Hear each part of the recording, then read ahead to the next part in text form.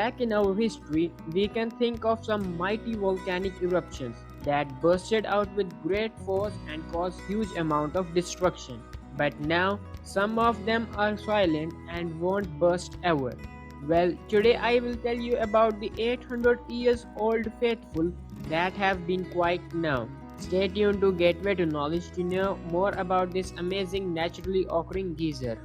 This old faithful is found in the Yellowstone National Park and it bursts with such punctuality that they can even be predicted. And because of this, it has been nicknamed as the Eternity's timepiece. But the old faithful was not always so faithful, and in times long ago, Eternity's timepiece stopped ticking entirely. In the last several decades, scientists have observed that the old faithful interval between eruptions has changed considerably, stretching from about 60 to 65 minutes in the 1950s to about 90 to 94 minutes in 2001. To investigate why and probe the link between Old Faithful's variation and the long-term drought variability in the region, a new team of researchers actually collected remnants of mineralized wood found around the mound upon which Old Faithful sits. Today the mound is barren and empty of trees. They don't grow on active geyser mound as the constant dulls and splatter of scalding alkaline-rich discharge would be incompatible with germination and seedling growth.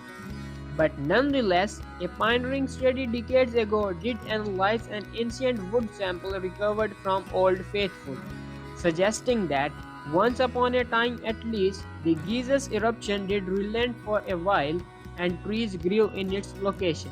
Inspired to learn more, the team analyzed 13 mineral wood samples they discovered from the Old Faithful mound, suggesting these trees grew in Yellowstone several centuries ago.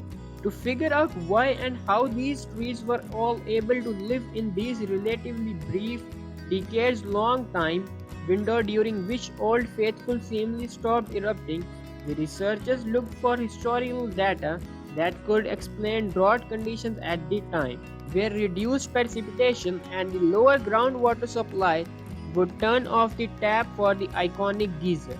They didn't have to look far, with previous local ring data indicating pronounced mega droughts across the region and in other parts of the world too, resulting from severe conditions during an episode that is known as medieval climate anomaly.